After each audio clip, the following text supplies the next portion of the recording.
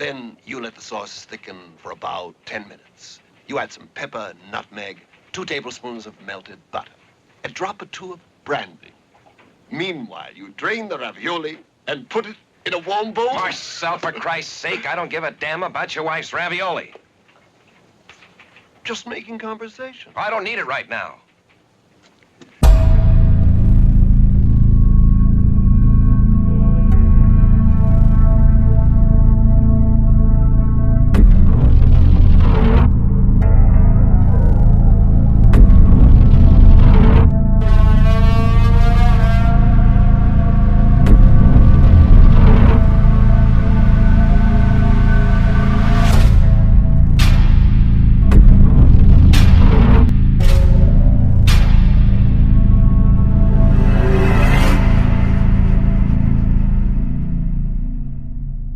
Hello, everyone. Welcome back to the Blood and Black Rum Podcast. I'm Ryan from coldsploitation.com.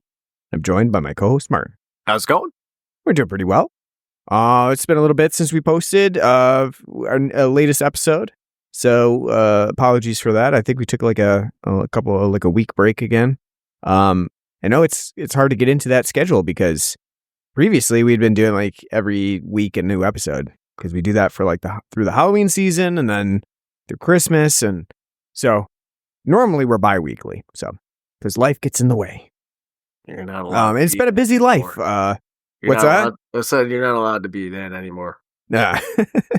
It's been a busy January, that's for sure. But last time when we did our last episode on Blue Velvet, we did that because we had to do a David Lynch episode because he'd recently passed away.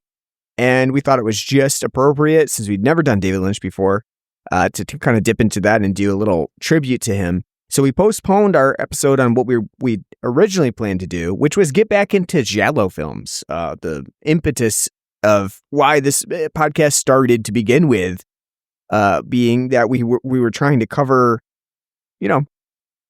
cult films that, not just giallo films in general, but, we started out with the spaghetti western. We've done some really weird episodes before, like Japanese noir. Remember that we did that one?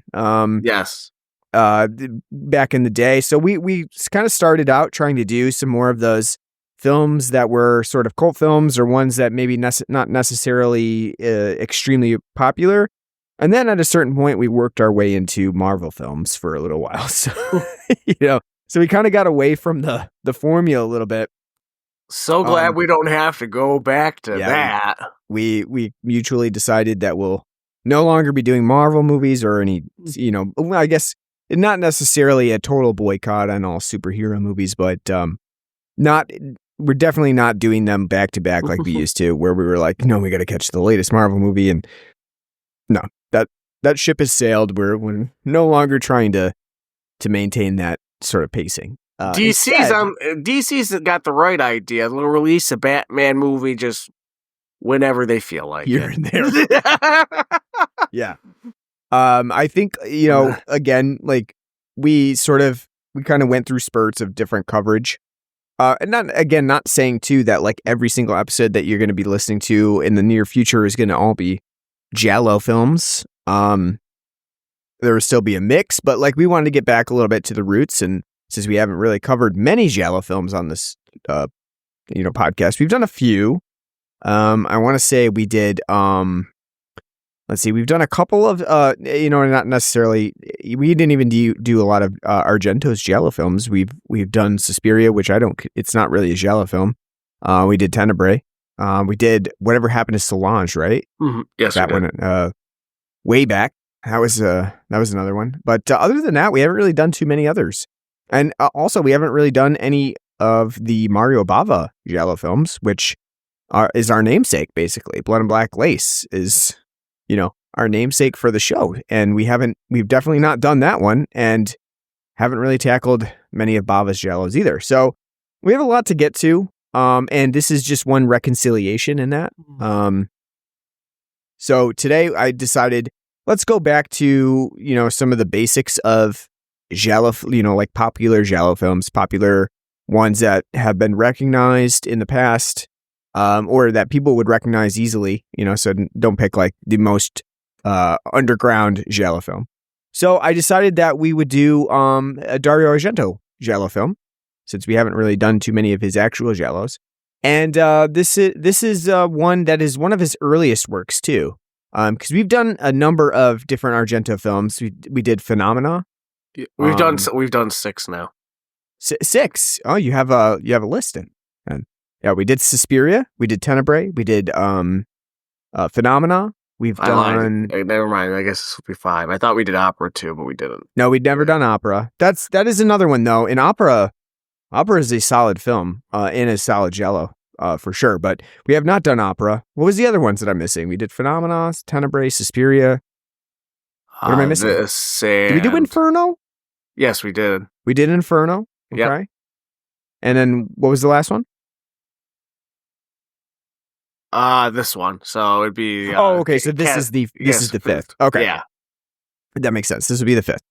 And this one today we're talking about is his second film in his filmography called The Cat o' Nine Tails, which is named after the little whip-like flail medieval device, The Cat o' Nine Tails, which has 9 tails. Let's say, which in true English naming convention for an Italian film has not one fucking thing to do with the movie.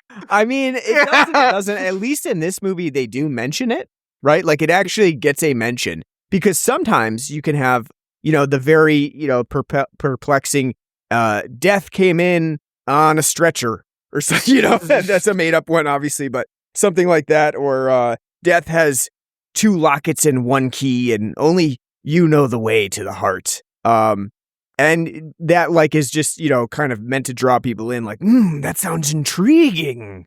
What could be in that movie? At least in The Cat o' Nine Tails, they actually mention a cat o' nine tails, because I feel too like that was kind of an ode from Argento and screenwriters Luigi Cozzi and Giordano Sacchetti, where they were like, let's make sure people actually know what a cat o' nine tails is, like, because I feel like some people might not. So let's actually describe it in this movie, so at least they understand the idea of the title.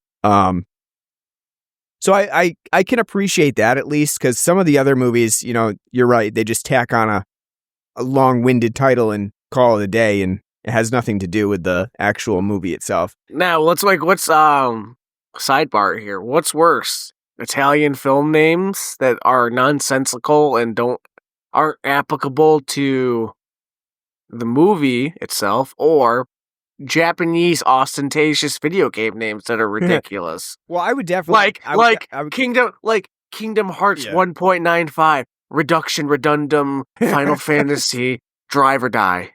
No, I would definitely go with Japanese titles. I have a really soft spot for Italian movies like that, because I think that they are they do their part to and a lot of times, I'll be honest with you, especially with some of the lesser known giallo films, the titles are one of the main draws. And then you get into the movie and you're like, man, it's really not that good, but the title and the poster are. They really because they're carnies. They're exactly. right at Because and again too, you have a lot of with the Italians that spaghetti westerns, giallo films. They all were prolific in that they were just bam, bam, bam, bam, bam, bam. Let's pump them out. Yeah. And so, you did have kind of an art to it of let's get people sucked in with the title and the poster artwork. The idea of the movie, take it a little bit, but, it doesn't really matter as long as they're sitting in seats. And so, yeah, I mean, my soft spot is definitely for Italian films that have those wacky, crazy names. With the Japanese ones, though, you're right. Those also are the pseudo-science names of ridiculous fractions. You pretty much hit it on the head with Kingdom Hearts there, because that one has where am I in the sequels here? They're all awful. The Final Fantasies, Final Fantasy 7 retrograde, downgrade, butt fuck. Where does Kingdom Hearts 0.3 come in here? Is that Is that's that the first 12th. game? Is it That's a prequel? hold on. Well, that's a 12th because that's like for the time signature of like the No, I hate it. It's so ostentatious and stupid. Yeah. At least like I have fun. Like I agree. Like I have fun looking at like Italian film names and being like, that has nothing to do with what's going on, but it's kind of fun. Like Yeah, fun. sounds To, cool. talk about. And then, you have the other side of it too, with sort of these, like, especially spaghetti westerns, where you have movies called like Two Mules for Sister Sarah, which we haven't done yet on the show. But that's another one that's intriguing for a different, you're like, what? Who's giving Sister Sarah 2 mules and why? That's instead of being intriguing for like the murder mystery elements, you're like sexual metaphor. Yeah, exactly. You're like, what kind of hardcore, porno with Clint Eastwood is this? But yeah, I agree. But at least, like we said, at least in The Cat o' Nine Tails, it does make it tries to incorporate the actual idea of a cat o' nine tails very, very, very minimally, and to a point where you're like, oh, okay, I see what you're doing there. Like you literally needed a throwaway line for that, but at least it tries. So, but yeah, like I said, this is Argento's second film. Follows up with The Bird with Crystal Plumage, and again too, Argento going with like a sort of alphabetical sort of thing here, with the bird with the crystal plumage. Then The Cat o' Nine Tails, Deep Red. I don't know why, but for some reason in this period of his output, he was like, I'm an alphabetical guy. Just going to keep putting, that doesn't work in the Italian version. So, because the bird with crystal plumage, I don't think would be alphabetical to Il Gatto a Nove Code with The Cat o' Nine Tails. So, just kind of works out that way. He's like the morbid angel of giallo. Lucial suella dalle puimi de cristallo. Right. Yeah, it doesn't really work in the Italian original. Or in American Italian. Bibbidi boppy. Gabagoo. Spaghetti. Yeah, spagoo. Yeah. The American racist version of Italian movies. They're white now. It doesn't count. And again, too, just a little more background on The Cat o' Nine Tails. I know people come to this podcast and they're like, guys, give us, the actual like commentary rundown on the movie itself. We're very, well researched in that regard. That's a joke, by the way.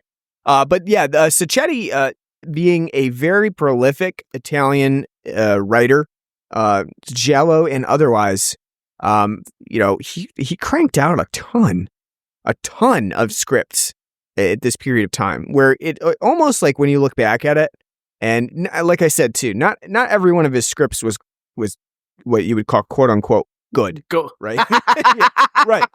Doesn't necessarily mean good, but he cranked out a lot of shit at this time, and I believe The Cat o' Nine Tails was one of his earliest films that he did. But like he worked on so many Italian poliziotteschi's, giallo films. Well, some of the cannibal films. You know who else and we'll kind of get into it later, but who else is like I feel like was locked away in a room for his entire life from like 55 on up? Who's that? Ennio Morricone. That's true. Yeah, the amount of credits he has for like scores. Yep. Is like what did somebody like have him locked away in some room in Rome and be like, Ennio, we got a script. Basically, we need you to make something up. Go. I think one of the easiest. He's like it's like the South Park health insurance thing where you're seeing the guy that like does the claims. It's like just some guy on his like like typewriter and like, oh, hold on, I gotta make sure that I can get this through. I think one of the things about Ennio Morricone too, right? Being able to write so many scores for movies, is that in this period of time they didn't really write the score to the movie, right? So like now when you look at a movie, most of the time the actual person who's composing is going to be watching the footage and kind of composing it to the footage. And at this time, that wasn't really a thing. It was more likely that Argento went to Ennio Morricone and he said, "Hey, I got a movie. I would like a soundtrack from you." And he might have given him some guidelines too. Like, I would like it to be, somewhat bombastic. I would like it to have porno flute, in the case of this movie. And those are probably, he probably gave him some like side notes about it, but otherwise he said, you do your thing and just, write a score and we will set the music to the sound, to the movie how we see fit. And so that makes it a little bit easier on the soundtrack writer, I mean, at least in my opinion, to at least, use their own judgment as to like, this is the kind of music that I would compose. And then, they're able to set it how they like it. So I think that made it a little bit easier for him to be so prolific. Maybe some people would disagree. I'm not a composer, so maybe other people find it to be much more natural to like compose it to the footage. I don't know. But I feel like it just gave him leeway to be like, I've just been writing shit. And here's one for your movie. And here's one for, kind of parsing them out as he saw fit. But yeah. Ennio Morricone, soundtrack writer for this movie. Which you could tell immediately too, as this movie, takes off. You'd be like, oh, yep, that's EM. That's his signature right there, because it's just very apparent. Like right as the movie starts, you're like, I'm pretty sure that's a Morricone one. The other thing too, we should point out before we end this intro again, because we haven't touched on giallo films that often, is that giallo actually means yellow in Italian and comes from the series of books that were written at this like earlier period of time in the late 60s, early 70s.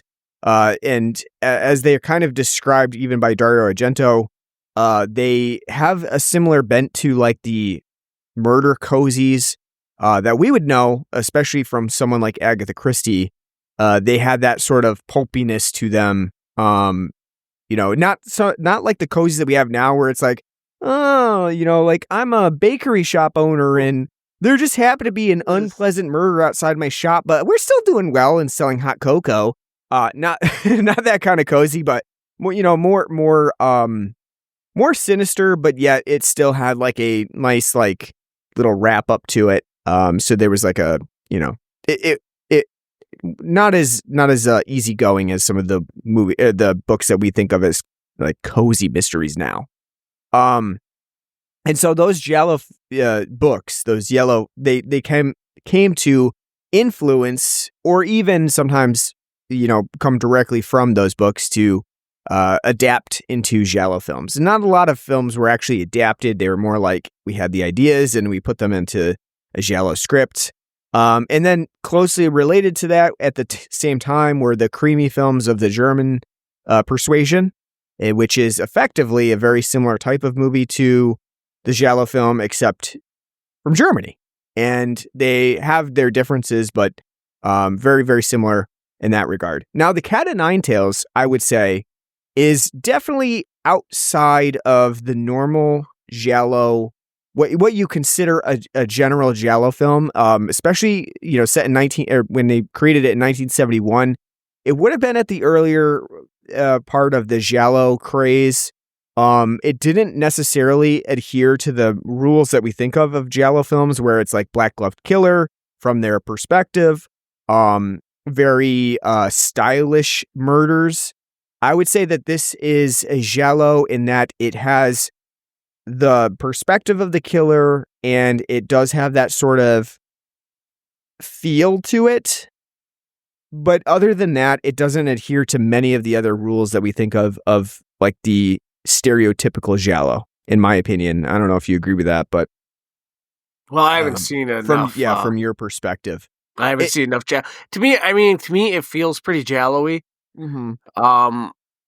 But again, I haven't seen enough. But there's also, and as we'll kind of talk about it when we dig deeper into it, it's definitely feels like an Americanized version of it.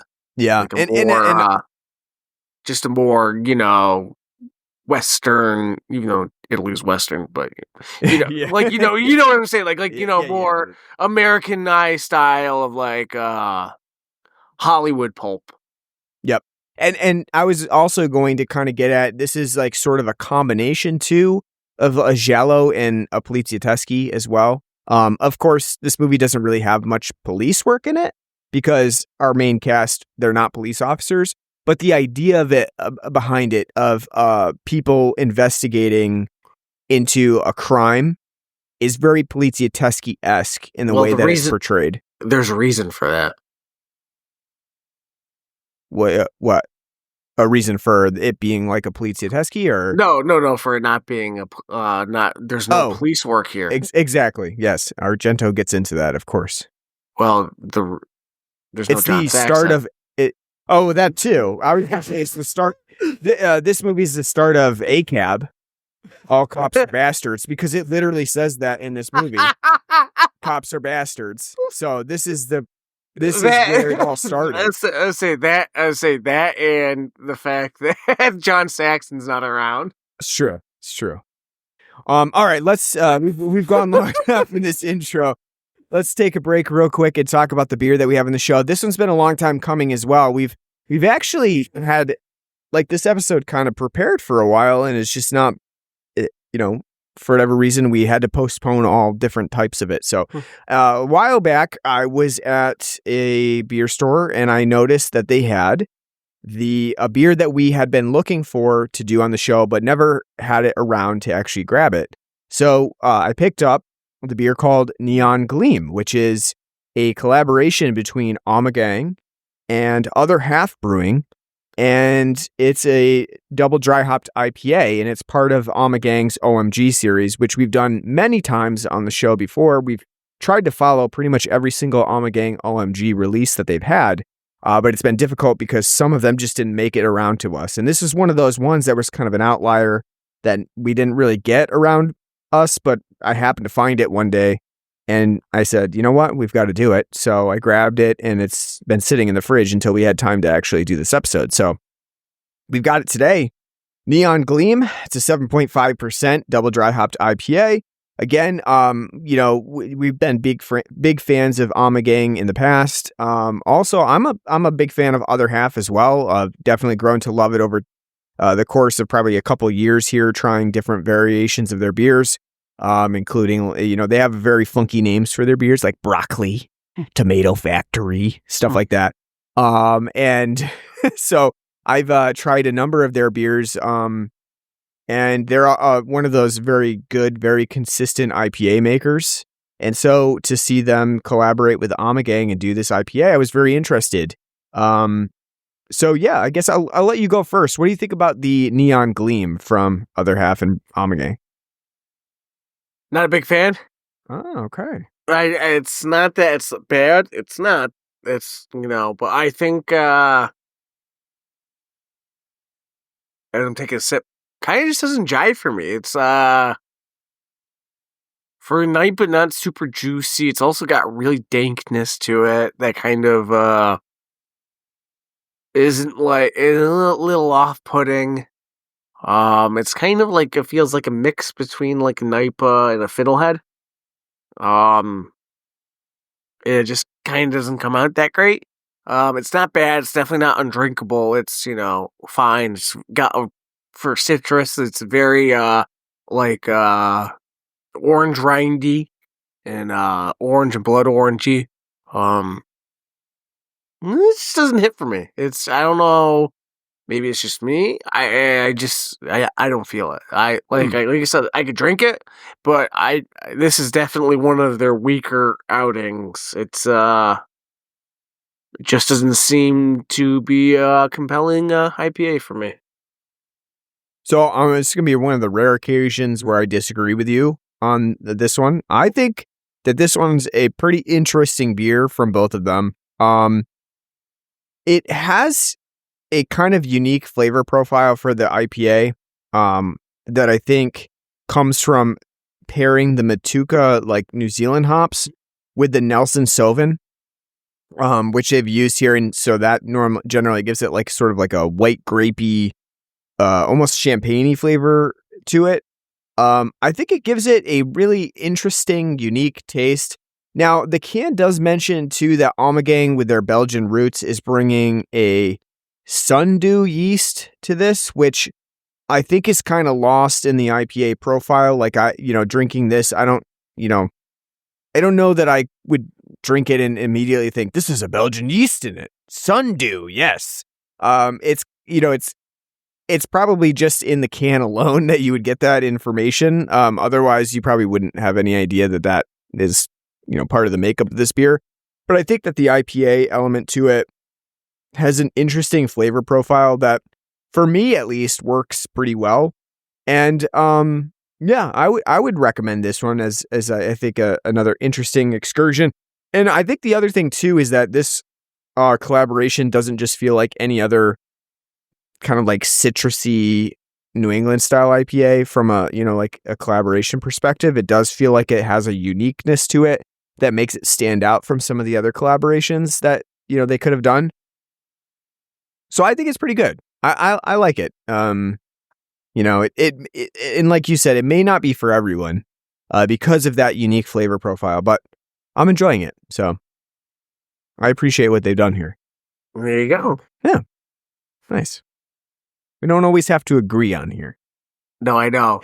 So it's funny because I was thinking about that today. It's like, man, we might have to mix some things up because I was thinking about it. It's like a lot of the beer we have, we're both like, yeah. And the films, like, we don't have a lot of variation. Like, everyone's like, yeah. Yeah, there you go. We got to start, choosing things that would be divisive. Way out of the wheelhouse for us. Yeah. Yeah. I agree. Well, there you go. We don't match up on this one. So, all right. So the Cat o' Nine Tails. All right. So again, this movie is an earlier movie for Argento. So I'm going to preface that right now. I'm going to preface that again by saying that right off the bat, I'm going to say, I don't think this is one of Argento's best works, in my opinion. Out of the 5 that we've done so far, I would agree, but also too, it's also his most grounded film that we've done so far. That is true. This is, I think you're pretty much right on the money in saying that this is Argento at his most grounded, at his most stereotypical Italian filmmaker in the giallo universe. This is, I think, I'm not saying this kind of disparagingly, but I'm saying that this is a filmmaker who is clearly still finding their identity behind the camera. And it's not a bad thing, of course, especially as your second film to have something this well produced and this, fine of a movie. But I definitely think that this is something that this movie is it stands out in Argento's career as being somewhat basic, especially considering what would come later. And that's, obviously that's easy to say now, 50 years later after the film's released, and what his output has been from there. And of course, it's really hard to compare to something like Suspiria or Tenebrae in terms of like how well received those ones are. But I want to preface this by saying that I do think that this is one of Argento's weaker movies. And I think he agrees with that too, as far as from what I've seen of his comments about the Cat o' Nine Tails. Would this, because you're more familiar with his, as you like to say, oeuvre than I am, and not only that too, like when we did Cronenberg, would you compare this to like something like Rabid? Where it's like you can feel like the beginnings of something that was become like a calling card? I think I would. Yeah, I think I would. It is very similar. I think you're right. It's pretty similar to something like Rabid, where you can see Cronenberg's ideas at play and what he may want to accomplish in the future, but he hasn't done it yet. I think this is the same with Argento because I think we do see quite a few flourishes from Argento here that sort of hint at what's to come. The one example that I would like to point out immediately, especially because it happens so early in the movie, is the opening murder sequence and the break-in is, I think, probably one of the best moments in the Cat o' Nine Tails. especially with Argento and his cinematographer in this movie, filming that whole hallway sequence of walking down the hallway in the dark, where the light is filtering through the windows of the research center, and you see all these wood paneled doors, and in between the wood paneled doors is like an off contrasting color. And so you have this like strange sort of like ethereal shot of all of these simultaneous wood paneled doors that actually kind of look red in this lighting. And so you have this sort of like red green contrast of it down the hallway. I thought that was really compelling. And I was like, wow, that really hints at sort of like what we would go on to see later on with something like Suspiria or Tenebrae, where the cinematography is very compelling and sort of has this artistic style to it. It's something too that we don't actually end up getting much of in the Cat o' Nine Tails after that. Like, in all honesty, after that first scene, I would say that the film kind of settles into a pattern of what you would consider, a pretty standard poliziotteschi giallo, noir proceedings. But that opening sequence, especially too with Morricone's like sort of noisy orchestral soundtrack, where it's kind of like scattered chaos going on there, I think was really, really good, really well done, and sets in motion a movie that it can't really follow up with that opening scene, in my opinion. Because it reminded me a lot of Tenebrae, like in that style, but like what Tenebrae would achieve later on. Yeah. And it's being more artistic and visual than. And I think like too, since we're still on that opening sequence, I think a really interesting part of that sequence too is the fact that we have Carl Malden introduced there, and he's, obviously we get this introduction of him being a blind man, and he's accompanied by his little, the little friend. girl that, friend that hangs out with him because she's an orphan, and we obviously are treated to this guy who's blind, and we see that right away, and then the film kind of moves into that and shows sort of like almost a dreamlike quality to it, where you're not quite sure when it cuts away if what we're seeing is actually happening or if it's Malden's character Arno envisioning, like kind of thinking in his head what he thinks is happening as a blind person, because there's that kind of ambiguity to it of it cutting away where it makes it kind of look like it almost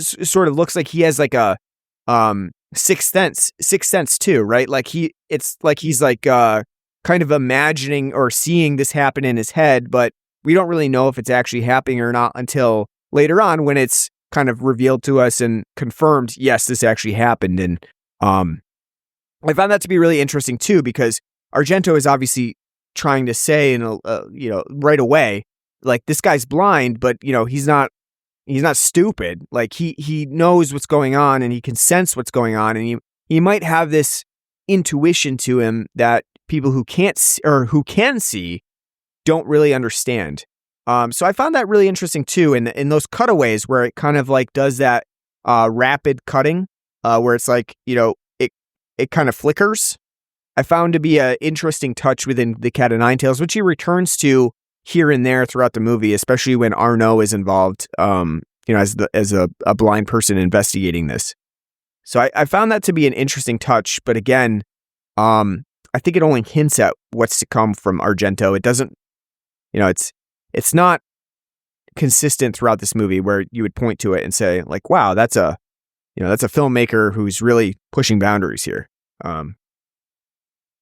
But I guess the idea behind this movie, is kind of hidden again by the film's title. It doesn't really reveal much. But the idea is that, Arno, the character, blind guy, makes crosswords. He experiences like a murder, realizes that it occurred. There's also a break-in at a research facility that researches genetics. And our secondary character, Giordani, is a reporter who's kind of investigating this break-in, and it kind of gets roped into it and wants to, be the first to scoop this story. and figure out what is going on with this break-in, because not only is there a break-in and they've stolen documents from the genetics lab, and there's the near murder, I should say. It's not a murder because he doesn't end up killing the guy, but he almost kills the guy. But not only that, but later on there are multiple murders linked to this break-in, and the film's question for both Giordani and Arnaud and the audience is not only who did these murders and who did the break-in, but also why did they break in and what were they actually breaking in to steal? Because the movie doesn't really make it clear throughout until the very end, or, I guess you could say 2/3 of the way, where it kind of reveals what they were researching in the genetics lab. It doesn't really reveal exactly what was stolen. So you have kind of two questions as to what is happening in this movie, and it leaves both of those up in the air for a long period of time throughout the movie. I was just saying, I find the whole genetics lab thing so obtuse and so like, yes, science happens here. There's science here. Yes, these are men of science. Science. They're doctors. Valuable things. Science. Like the whole like filing cabinet saying genetics. When they're talking about like corporate espionage, like the reason why they're thinking about like what could have happened here, and they're like, no, that would make for a cooler film. Like, corporate espionage. Like, I don't really give a shit about corporations. I don't give a shit about them at all. But like espionage of like, trying to steal a competing like pharmaceutical companies like, data.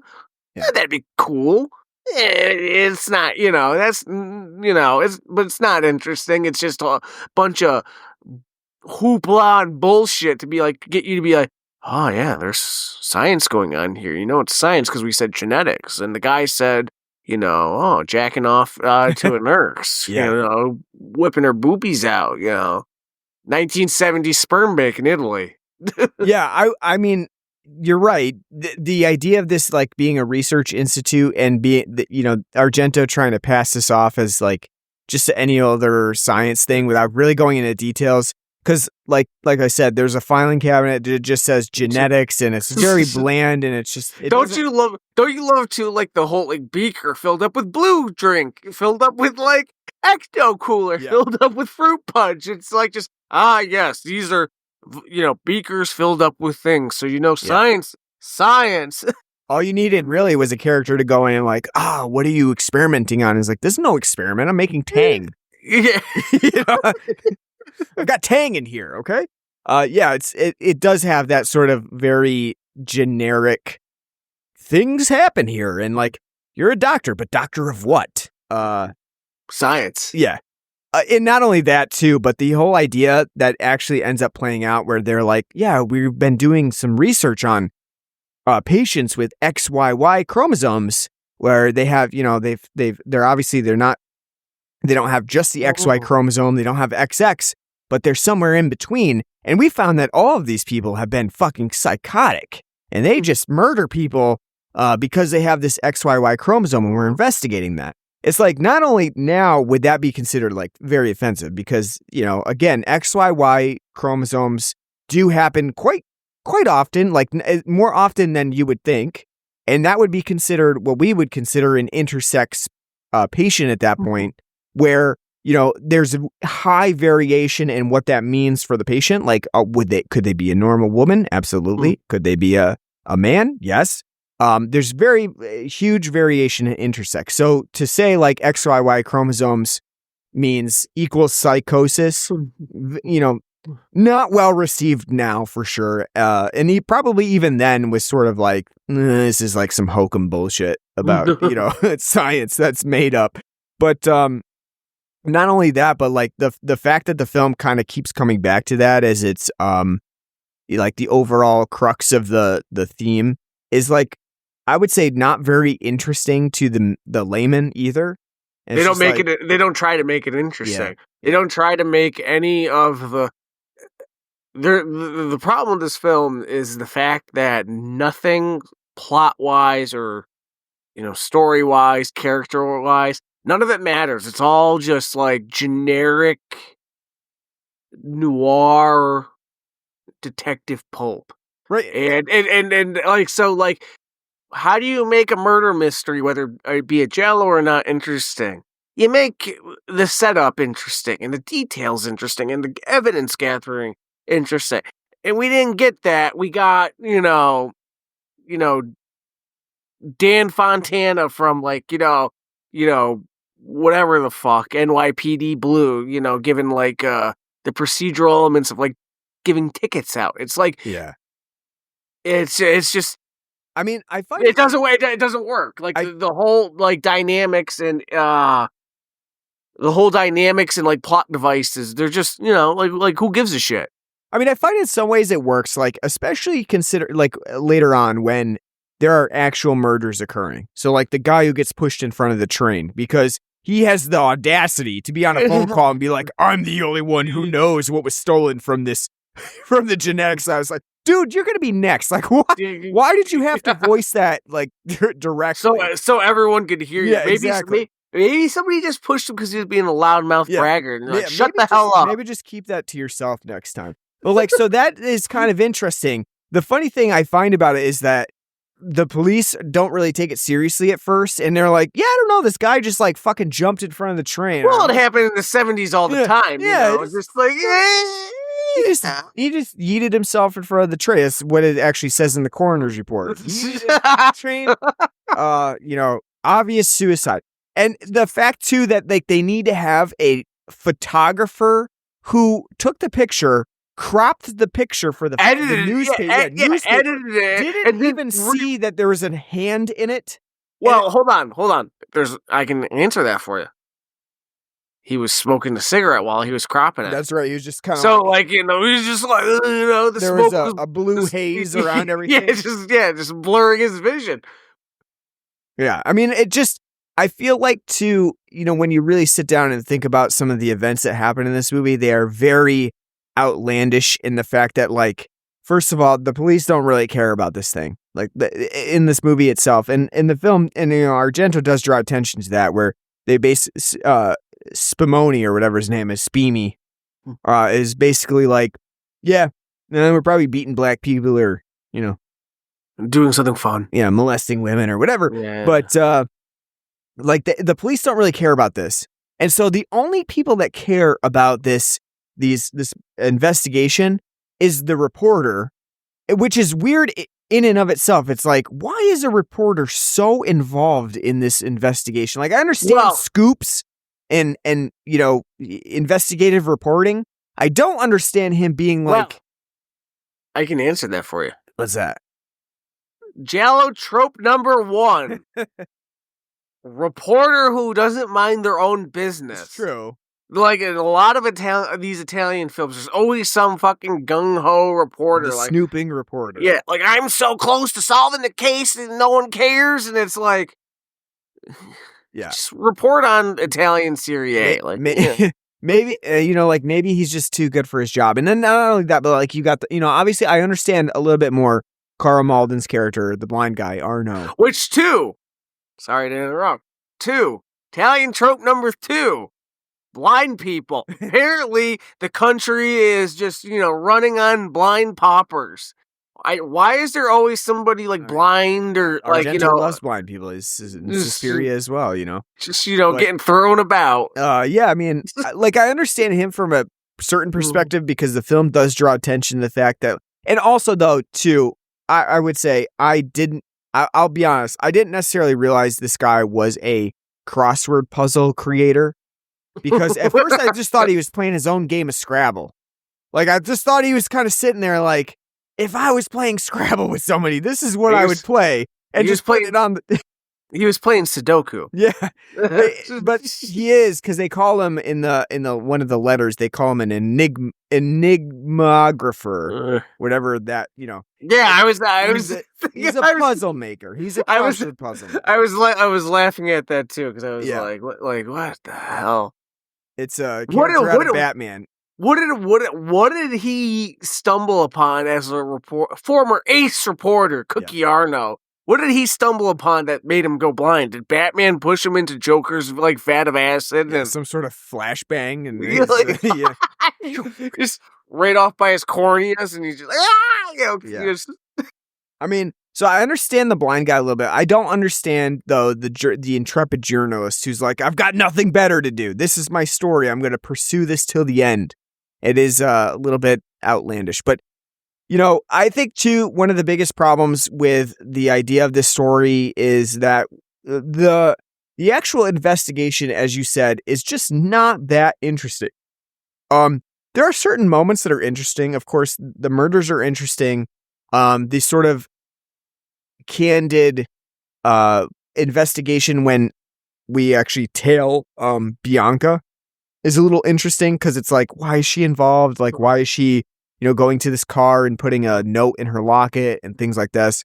Those are a little bit interesting, but I feel like the overall idea of like just having Giordani investigate and go talk to people where he gets nowhere, which they talk about too, because they talk the whole idea of the cat of nine tails that they bring up is that, hey, this is a cat of nine tails because we have 9 leads to go investigate and we've got to go try them all because any one of them could lead to the killer.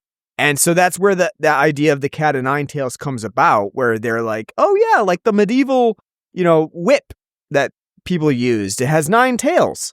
I feel like the idea of investigating all 9 of those tails where almost all of them go nowhere is, like obviously realistic to a police investigation, but not really that interesting to watch over a 2-hour-long film because this movie has way too many scenes of 2 characters like trading dialogue that's just not very interesting, or doesn't go anywhere. And the other problem too is that James Franciscus as a leading man is very boring. He is, he's a poor man's Robert Redford, a very poor man's Robert Redford. I mean, is he handsome? Yes. Does he have a little bit of charm? I mean, yes, but also the film makes him kind of unlikable. And he just is very boring as a bland guy. You've never sat down and been like, how many people are making love right now? To a woman, yeah, that you're investigating. You're like, we could be doing that now too. Yeah, well, it's not even that suave, dude. Would you like a drink? I have milk. Right, he's not even that suave though. Like he's like, there are like 780 people that are having sex right now. Love making, not sex. Yeah, I'm sorry. I'm being extremely vulgar here. Love making. And then he's like, that was an invitation. Yeah. Not even subtle about it. Like the suggestion was enough, dude. Like you didn't need to go further than that. Which again, I feel like the film kind of makes him a little bit unlikable, especially because at the beginning of the movie, he fucking rams into Arnaud, the blind guy. He's like busting. Watch it. He's busting his ass down the sidewalk, bumps into Arnaud himself, and then says, "Hey, watch it, man." And then realizes, of course, after that, he realizes that this guy's blind. He's like, "That was stupid of me." And it's like, you think? Like, it was really stupid of you. You shouldn't have been, cruising along at 70 miles an hour on the sidewalk, though. I feel like that's part of the issue, though, is that he's boring. And I would say, too, the film does not make good use of its side characters enough to really point to them as possible suspects. So I was going to say, outside of Carl Malden as Cookie, it's a treasure trove of who's that no one cares about. The film's a charisma vacuum and a red herring vacuum. Yeah, it has. I mean, I won't say it has too many characters because I don't think it does. It doesn't have too many characters. It just doesn't focus on them enough. It doesn't like give enough of a suspicion on any one person. Anna is one of those characters where it does draw a little bit of suspicion too, but it's not till way late in the movie where you're like, could she be involved?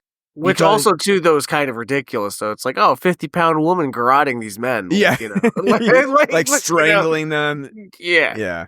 Yeah, it's like, I don't know. Yeah, but she does have the XYY. If she had the XYY chromosome, like she could be very manly, Yeah. It's just funny because, like I said, the movie does not make good use of it. And like to save that reveal for like, what is it, like an hour and a half into the movie where they like break 10, into like 10 minutes left. yeah, where it's like, hey, you're not you're not Terzi's actual biological daughter. You've been adopted.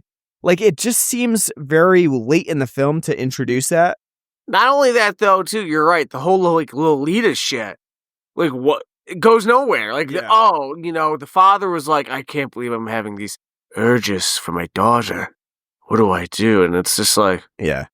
okay, and that's it. And then later, fucking Carlo's like, why didn't you tell me these things? And it's like, you've known him for 2 days. What do you mean? Like, she's not gonna be like, hi, yes, my father wanted to have sex with me, and I was adopted, so it's not that creepy. But that was 10. I'll tell you what's kind of sussy is the fact that that's in this movie at all to begin with Argento, especially going on to have some very disconcerting movies with his daughter in them. Is very just kind of ekes me out in this a little bit in this movie, especially considering the fact that Argento has, even in the essay that's included in the Air video release of this, where he talks about how he inserts himself into his movies. It's like, it gives me a little bit of a chill. I'm not saying anything, but what I'm saying is that he does direct his daughter in movies where it's like, you really want your daughter to be like having, hardcore sex in the movie? Like, it's a little weird, but yeah. I think that element to it, inserting like this whole idea of him having, sexual thoughts about his adopted daughter is weird, because it does go nowhere. It's just sort of there and then gone again. It has no bearing on the plot whatsoever, and no one talks about it again. Actually, after they introduce that, it's just like here and then gone. And not only that, too, you have the whole idea of this guy that comes in and basically throws Dr. Braun under the bus and is like, yeah, he stole my lover, Manuel, and I want him back. And that guy goes nowhere. It's literally just a guy that's inserted into the movie for no reason. Well, before I watched the movie, and you said it's going to be a hard time picking who the killer is because they come and go. That's where I said, I think it's that guy, because he literally shows up for a scene, and it's like, it was me all along. Like, oh, you. Yes, you, the gay guy who was upset that Manuel left you. Because, it doesn't end up being that, but it's just like, it's just the wheel of nonsense. Like, the whole, everyone coming up and, just telling, Carlo what's going on. Like, let me tell you my life story. Yeah, that guy specifically, though, I find to be sort of offensive to the movie, because it's just a guy that comes out of nowhere, tells him information, and then disappears again, but also with a capital "I'm gay" to it as well, as sort of like, homosexuality is sort of like itself a psychological, mental illness in this movie, because the film does treat XYY chromosomes as sort of like a psychotic illness. And then not only that, but it's kind of drawing that same conclusion of homosexuality. Like you said, it is at least a little bit more accepting of it, because, it's not like Giordani is like stands there and goes, you like very vocally. Very much draws attention to the homosexuality of these two gentlemen, to the point where it's a little bit disturbing. I think the whole bar scene with Braun was like, that's good enough. Because they don't mention when like he walks in there, like, oh, this could be a queer club, right? But we get the hints from like how the way the people are sitting, who's talking with who. The way Braun, as soon as he sits down to talk to, our Giardino to be like, oh, you have such nice eyes, and the hints are there. Yeah. You don't need somebody to be like, that guy gay, right? I just didn't really like the idea. Like they had this guy come in and basically say, like, I'm so weak-willed that if I don't get this guy back, I'm gonna kill myself. You know, it's just like kind of offensive how they portray this dude. But yeah. It's all, like I said, like all of it. It's like there's like interesting stuff here, but it's like, again, like it doesn't go anywhere. Like, again, like that, like for me, like the biggest sin was like the whole like Lolita fetish thing, because it's like that went nowhere. Mm-hmm. It has no import on the plot. It's just her adopted father wanted to have sex with her. Which is a pretty big fucking deal. Right, yeah, but but like they kind of like, shrugged off. It's like, it's just like, it's like using like when these types of films use like rape as a vehicle. Like, she was raped, yeah. What are you gonna do? Just mom says to just, drink a stiff one every now and then when you're feeling a little sad about it and move on. Stiff up your lip. We didn't even talk about that scene where after Giordani writes that article about how they used a razor on the photographer, he's at the barber shop and the barber's like, yeah, I saw that article about the guy who cut him up with a razor. And he's like, getting a shave. He's like sweating through the whole thing while the guy's shaving him. I mean, it is a nice, like, again, like, I would say in these scenarios, Argento does a good job of building suspense. Like with this one, with the ones, especially in the kill scenes, which aren't, I wouldn't say like the artistic style that we would see in like the ultra violent giallo films where they like really draw attention to the artistry of killing, but they are very brutal in the way that they're depicted. Like, especially when Bianca dies and she's like, basically having internal hemorrhaging and like there's like a pink bloody, bubbly spit that she's got coming out, and it's nicely brutal in that sense. So he does do a good job with that, and especially in the barber scene, but they all sort of end up feeling like a waste of time. And I think that there's a couple of other scenes that really feel like overall waste of time in this almost 2-hour-long movie, especially the graveyard scene where they go break into Bianca's tomb, which takes way too long to have them like, get into the tomb, investigate, see Bianca's body. And then the other one that really stood out to me is when Giordani and Gigi, the loser, breaks into Tirzi's house and they break into his safe. Those two scenes alone are probably like 30 minutes in total. They just take so long. And I feel like Argento needed a better editor to come in and say, you know what? We don't need all of this extraneous, mundane stuff that's going on where like Gigi's assembling his lockpick and stuff like that. It's just overall not very interesting to watch. The Cat o' Nine Tails has too much of that, and it's way too overly long. This should be a very brisk 90-minute movie, but it's drawn out to almost 2 hours long. It's just, it just takes too long to get to where it needs to get to. I don't think there's any, there's not any need to have it be almost 2 hours long. It's, we talk about this quite a bit, with films and how, their length. Length is I guess is a subjective element to, some people might say, too much of a good thing isn't bad. I would say this movie does not have it, like the length itself is not a good thing about it. It's drawn out for the sake of it, in my opinion. It feels definitely interminable at times. Like, and I messaged that to you when I was watching it, because that whole cemetery scene is so interminable. It's like 10 minutes of like, this isn't an episode of like Mission Impossible where it's like, setting up the next episode of like, will the bomb go off or not? Tune in next time to din, din, din. It's like, it's just there for the sake to be there. It's taking that procedural noir, depth aspect and turning it into the mundane and uninteresting part of LA noir, where anytime Cole Phelps picks something up, he's like, not part of the case. Right.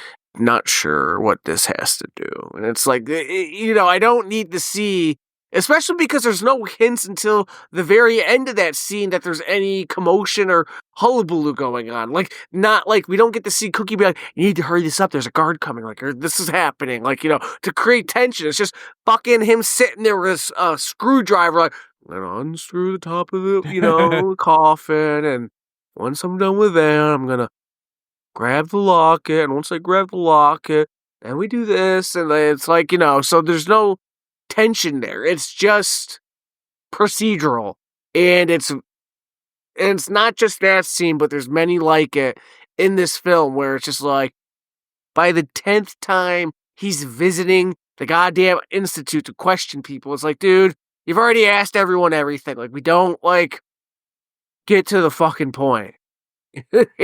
Yeah, I mean, I think that there are times for it to be suspenseful. And it works during those murders, but the murders themselves are very, they don't really happen that often. I think there's only 2 actual murders in this movie. And I think that kind of leads us to the end of the movie where there's, the actual reveal of the killer and the reason for the reveal, like the actual killings. And, for me, this reveal just doesn't work very well. For one thing, when the reveal occurs and you see the guy and Giordani literally has to say the name of the guy, I was like, still sitting there thinking, who the fuck is Cassoni? Who the fuck is Cassoni? Because he really only comes up at the beginning of the movie when they're meeting with all the other doctors. And so the fact that this movie has really no connection to Cassoni. Well, wasn't he the guy that explained the XXY chromosome phenomena? He does, but again. Well, I mean, but again, you're right, because it's literally like a 5-minute thing. It's that's it. Yeah, it's like the lack of connection to the proceedings at all, that he doesn't even show up for like a good hour and 20 minutes of the movie, is just coarse for you to be like, why was that the reveal? Because it's just not, it's not effective. And there were ways that Cassoni could have been involved that would have helped things at least a little bit. Like, at least make him feel connected to the plot, because at the end of the movie with the reveal, he's just not connected. And not only that, but with the fact that the film hides the reasoning behind why there was the break-in in the first place, the reveal that he's just stealing a document that says he has an XXY chromosome, or XYY, I should say, is just, again, it's like sort of a non-event. It's just like, oh, okay, you stole your own document. It's like it just feels kind of dumb. And again, I think some of that stems from the fact that the idea of the XYY chromosome equaling like psychotic behavior is kind of outlandish, even in this movie, like even in the way that this movie depicts that. To the point where like it almost seems like Argento is kind of saying that he caused, it's not XYY that causes your compulsion for murder. It's more so like the events that lead up to you committing murder that cause you like your compulsion for murder. Because Cassoni tried so hard to hide his XYY chromosome because he was afraid of what people would think of him, that he ends up being compelled to murder to cover it up, right? So it's not his XYY chromosome. It's his own general makeup that causes him to murder. But I feel like the film doesn't really draw much attention to that, because the actual reveal is literally, because I got stopped in the middle of watching this, the ending of it. The reveal is 2 minutes long. It's at the last 2 minutes of the movie where it's just oh, it's Cassoni. And then, oh yeah, it's because I have the XYY chromosome. And then Cassoni's dead, thrown down the elevator shaft. The movie's over. The end. Which, by the way, his death, cool, but could have been cooler. I think if this is to be remade now, his death would be really cool. The whole him falling through the glass and through an elevator shaft with the red, vertigo colors is great. I think missed opportunity, because the whole as he's going down, he's grabbing onto the elevator wire and he's fine. We know his hands would literally burn and disintegrate. Yeah. Like, that would be, like, really cool, and I think something that if Argento were to do it today would be a lot more gruesome and violent and interesting. Like, so, like, it's a cool concept because it's 1970, you can't really do that, but, like, it's, you know, kind of like the biggest missed opportunity, because out of all the kills in this film, that's the most interesting one. You're right. Like, the whole idea of him falling down and he's grabbing on to the wire, and, you know, obviously the Argento shoots it in a way where you're supposed to be sort of grimacing at him, you know, grabbing on and having all of those like burns from grabbing the wire. It's great. You know, like, I think the period on that shot though would be like his hands smoking at the end. It's like completely like obliterated because he was, you know, grabbing that. So I think you're right, that it is a cool idea.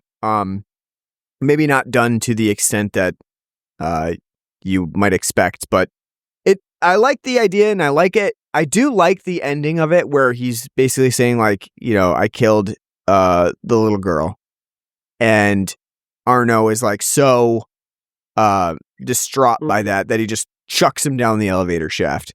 And then you hear her voice at the end, like, no, she's not dead. That was just a thing that a psychotic killer would say because he wanted to get the last rise out of you.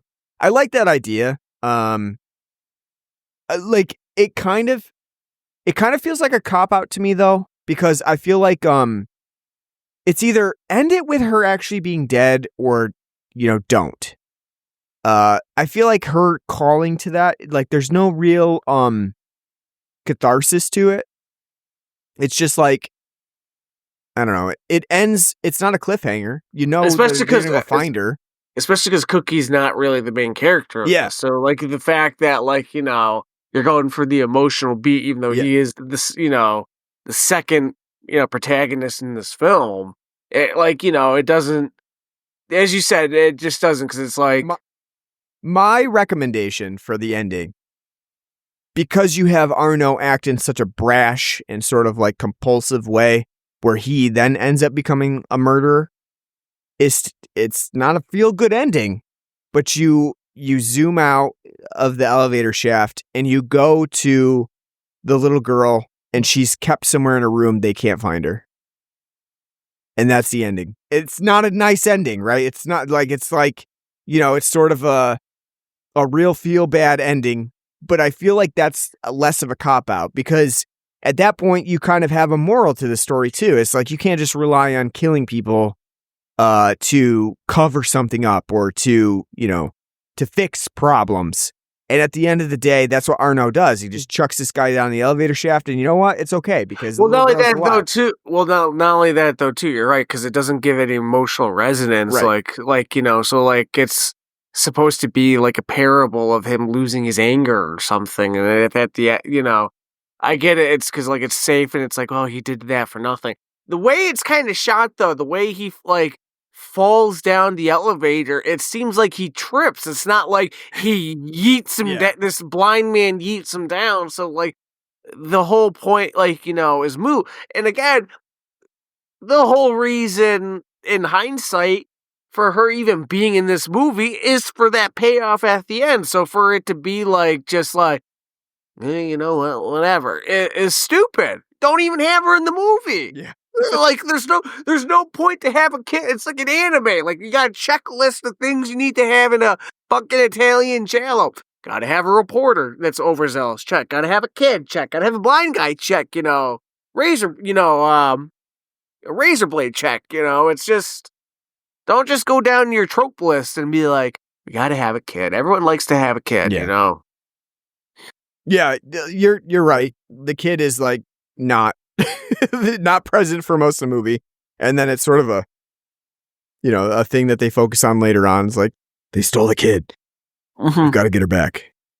It's like, you know, and again too, this movie kind of makes you think, you know, Arno is, you know, just a old guy with a young orphan friend, but, you know, with the connotations that most of the characters are sort of grody and have pedophilic tendencies, it's a little bit disconcerting. to think of Arnaud with his little girl accomplice. Yeah.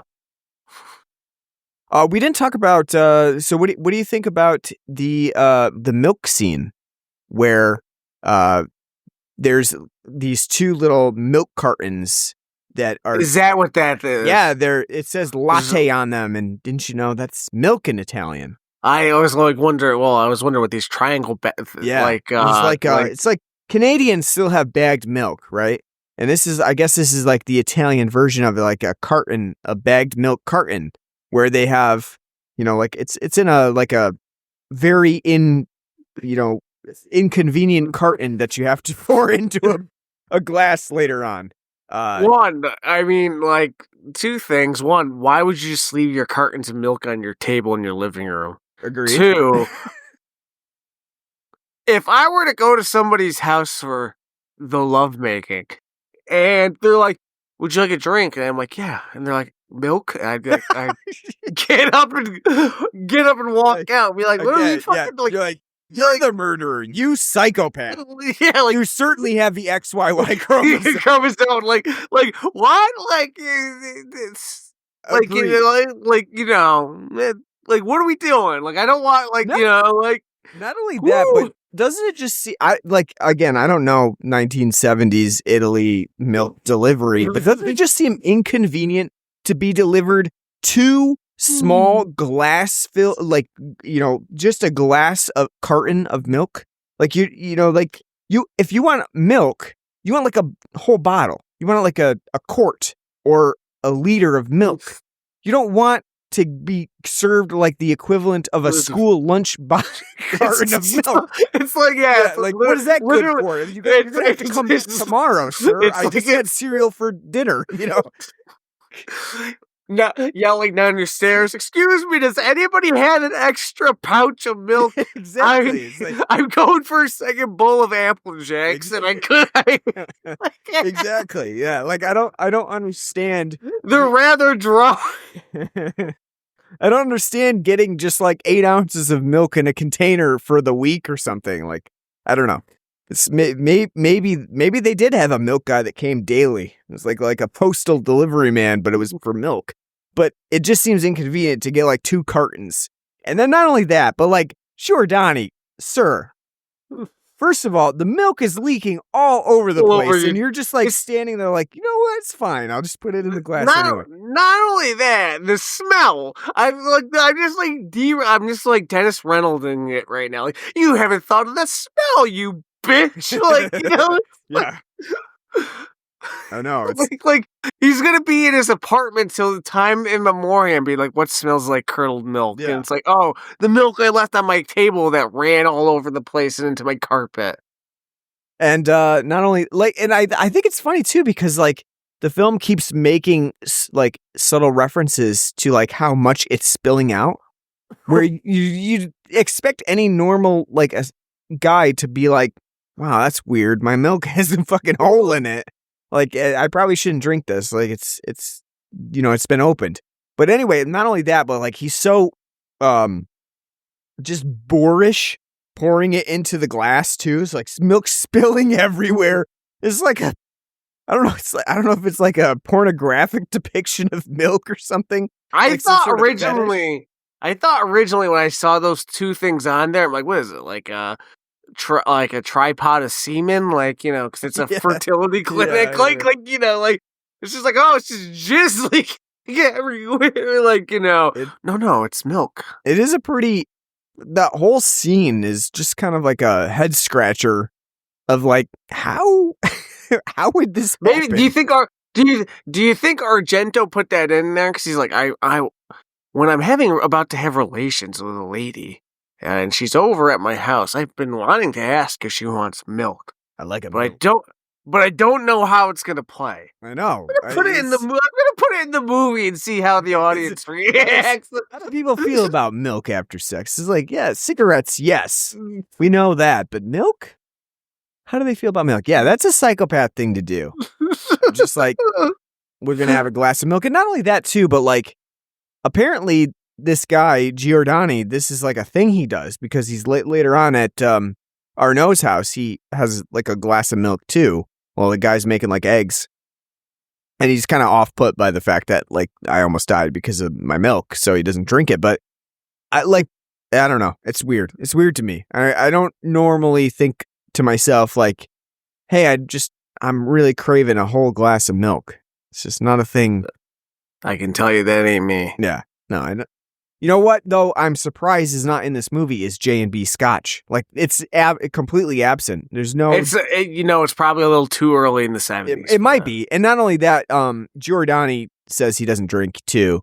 He does have that one glass of whiskey, which is not J&B Scotch in this. But, yeah, you might be right. It might be a little early for J&B.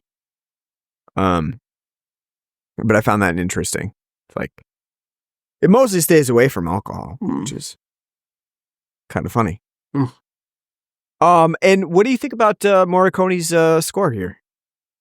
It's okay. I didn't really pay too much attention to it, to be honest with you. It's not overshadowed, you'd say. It's not even overshadowed. It's just like, again, like for a man who has such a dearth of, output, it can't all be, fire. It's true. It's just like, it's just kind of there. It's nothing like, it's not bad, but like I said, it's just there. It's not anything I was like consciously thinking of while watching it. Mm-hmm. Yeah, I mean, I think you're right. It's just there. I think in a way it's supposed to be just there. I think it does a good job, especially in that first scene and some of the other scenes where there's actual murders occurring. I do think it does a pretty good job of like that sort of noisy kind of like droning flute-like element to it that gives it a sort of chaotic feel. But I think for the most part, it's really underperforming in the scheme of things. It doesn't really draw attention to itself. It doesn't, in my opinion, doesn't really heighten much of the more boring elements of the Cat o' Nine Tails. So it kind of, it works, but it doesn't, it's I guess like a good soundtrack doesn't necessarily draw attention to itself. So I don't want to say it's bad in that sense. Cause we've pointed out some movies where it's like the soundtrack is overbearing, where you're like, Jesus Christ, I wish it would just tone down a little bit. This is not that, but at the same time, I feel like it just is really, like not memorable, not really noticeable. So it's okay, and it is a Morricone soundtrack, you can tell, but it's just doesn't really have much going for it that you would point out as one of the better qualities of the Morricone score, in my opinion. Anything else you wanted to say about the Cat o' Nine Tails that we didn't cover? Nope, I think that's about it. I think we pretty much covered it. Like I said, this is probably, in my opinion, this is one of Argento's weaker outputs. I'm not going to say it's his weakest because I've seen Argento's Dracula. And that one is maybe one of his weakest, probably his worst. But in of course, this one does have an artistic eye to it. I would say that there are flashes of good things here that would, Argento would continue to capture later on. I feel like he's working sort of in the confines of the giallo film and poliziotteschi here. It kind of combines the two. And for that, it is sort of like his most, maybe not his most, but one of his most, like generic offerings, before he really found his footing and kind of ventured out into more experimental territory. I feel like that's kind of what he's doing with the Cat o' Nine Tails. Which is not to say that that's a bad thing. I know it's obviously his earlier output. It's just that, it pales in comparison to some of his other works. And probably other giallo films of the time too. So with that said, let's give this a rating. On a scale of 0 to 10, crazy hairsprayed hair from Anna Terzi. That hair is fucking huge that she's got on here. I don't know that I would look at her and think like, wow, that's a That's a What a made vixen. woman. Yeah. What a vixen. Yeah, You know, yeah, at least not now. Maybe back then, but now you're like, huh, that's get up. You know? she looks like she belongs on the set of The Sopranos Yeah. or Goodfellas with that beehive. Yeah. Well, the fact she's driving like a convertible, Porsche around too, doing like 90 and her hair's not moving, Yeah. just a little disconcerting. Little hairspray in there, I would say. What would you give the Cat of Nine Tails? I'll give it a 5.5 out of 10. It's not a bad, it's not a poorly made film. It's very competently done.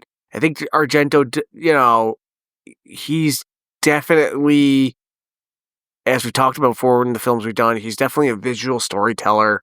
And though it's not as noticeable here as compared to the later work that we've done on the podcast, he's definitely got some flourishes and flares, and he's got a keen eye to make things look interesting consistently enough. However, that being said, even though the film is well made, the overall plot itself is a terribly boring 2-hour drag of noir giallo nonsense. Could be half an hour shorter, could be a lot tighter when it comes to the story elements and the different reveals and such, to give it a more visceral, fast-paced, Law and Order style storytelling experience.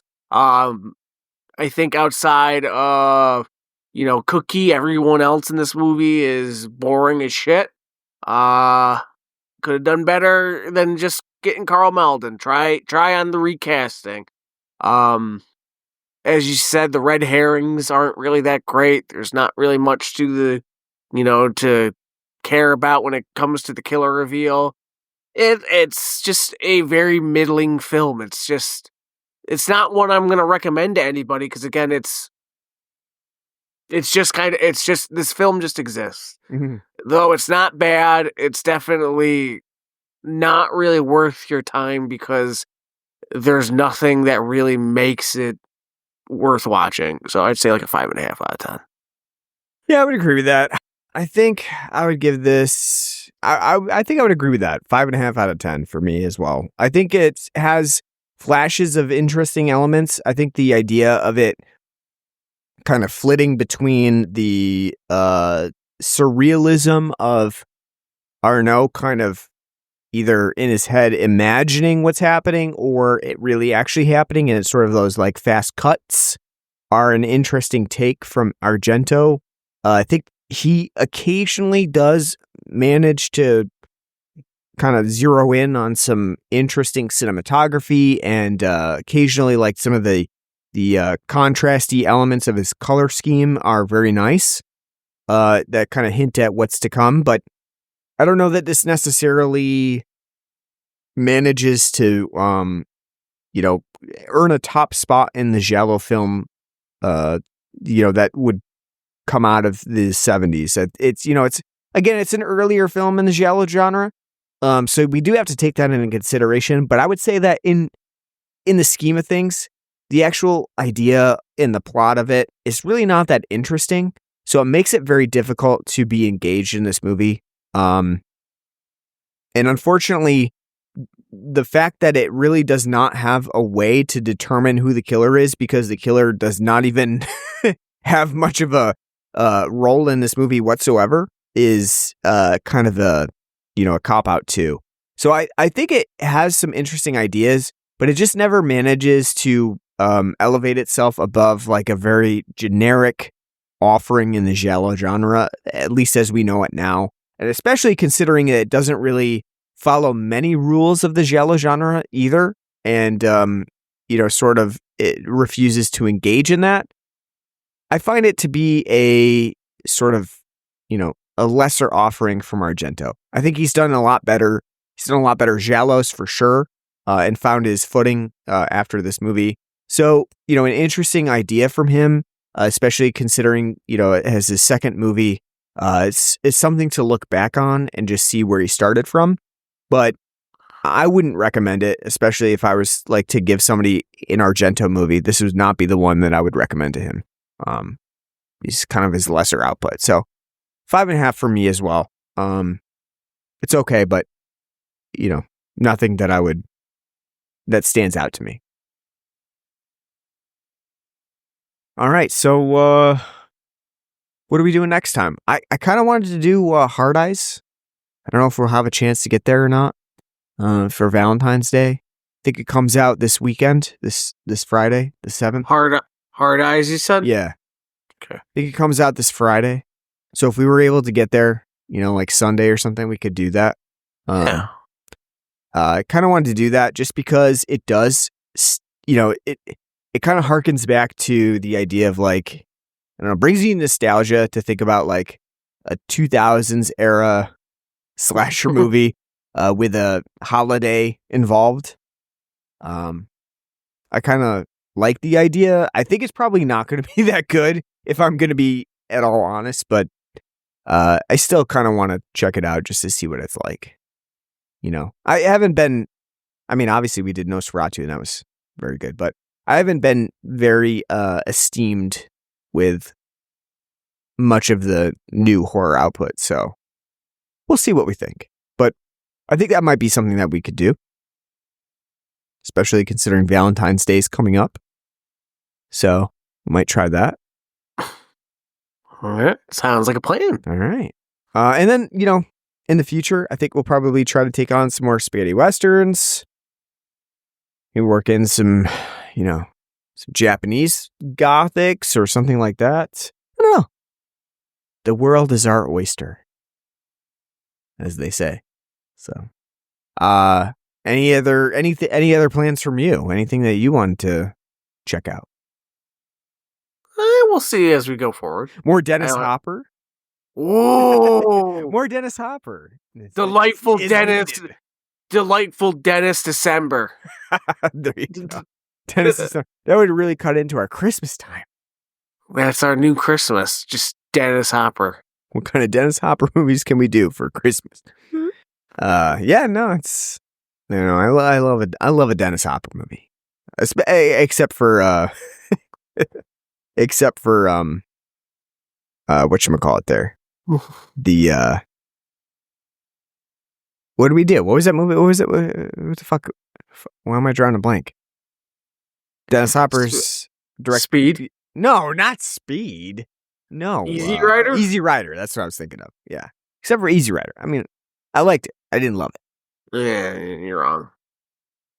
But yeah, we'll try to dig into some more stuff. I've got a. You know what's prime Dennis Hopper country we haven't done yet? What's that? Land of the Dead. Well, that's true. It's a terrible movie, but how dare you? Dennis Hopper is in it, so. Fiddler's Green, the place to be. One that I think would be fun to do too, even though we're not in like an 80s action movie month or anything. Super Mario Brothers? No, Project A. I have that. I got it from 88 Films. I haven't watched it yet. But the Jackie Chan movie, Project A. Be fun to do. I don't know. We got a lot of stuff that we could cover. So stuff that like I'm trying to experience more things that I just for whatever reason have not done. So how about a Cheech and Chong? That's something I haven't done. You've never seen a Cheech and Chong movie? No, I have not. Jesus. Unless you count Christmas with the Cranks, which has Cheech Marin in it. Then I haven't seen a Cheech. Then I haven't seen a Cheech movie, but no, I haven't seen an actual Cheech and Chong. We'll see. What'd you do? Did you just get like a new like copy of Up in Smoke or something? No, I didn't. Is that why? For whatever reason, it just popped into my head. Cheech and Chong. Actually, you know why it did? Because I watched the last week. We have movie nights with my son now, where we pick out like kind of appropriate, age appropriate movies for a 5-year-old kid, and we watched Fern Gully, which I had never seen before. Wow, really? So it was my first experience as well. And that movie has both Cheech and Chong as voices in it.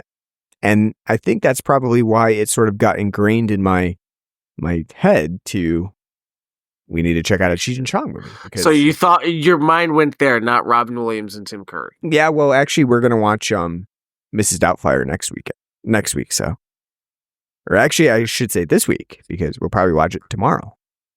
Yeah, we're gonna watch that because our son's never seen that either. So, and it's been a long time. And that was actually I think it was my first movie I saw in theaters, Mrs. Doubtfire. So. It's up there for me. It's not the first, but I did see it in theaters. Yeah, so I definitely saw it in theaters, and I feel like I remember seeing it in theaters, although it's possible I just think I remember seeing it in theaters. You know, like you kind of have those, cloudy memories where you're like, is that real, or am I like making that memory up now? But, see, like, Mandela effect. Yeah. I mean, it could be the same thing though too. I don't think maybe I didn't see it, but that would be fun. I love Mrs. Doubtfire. I've seen that movie a billion times. Yeah, Mrs. Doubtfire is great. When somebody at work is like, "Oh, can somebody do this, or whatever the hell?" I always yell, "Help us on the way, dearie!" Like, Yeah. like, hello, hello, dude. I do that all the time. I do too. that all the time as well. Yep. But I do like, "Help is on the way, dearie." It's too funny. It's too fun. Send that GIF, like if someone's like, "Hey, can you go check this?" Blah blah blah. I'm like, it's great. Yeah. Yeah. My wife still talks about how she mourns the loss of Robin Williams. So yeah, I remember where I was then. You're playing the Alan Jackson song. No, I was at, were you when Robin Williams died? Yeah. Working at the local Stewart's and crying in the cooler. Yep. All right, well, thanks for where were you when Dario Argento killed Anthony Bourdain? I mean, yeah, right. That's a joke. Don't say.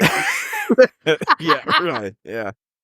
All right. Well, if you want more tasteless jokes like that from Blood by Crumb Podcast, you should subscribe to us. Pretty much any podcast app you could think of, we're on it. So it's been 7 years.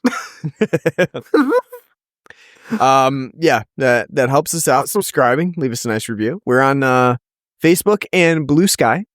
You can find us on there, Blood and Black Crumb Podcast. Subscribe, follow us there. And we have an email address at bloodblackcrumbpodcast@gmail.com, where you can write to us, let us know what you like, what you don't like, what movies you want us to cover, and we'll definitely take that into consideration. We have a Patreon page too. You can donate to us, or are on our Spotify page as well. Anything you donate goes back towards beer, so we appreciate that in advance.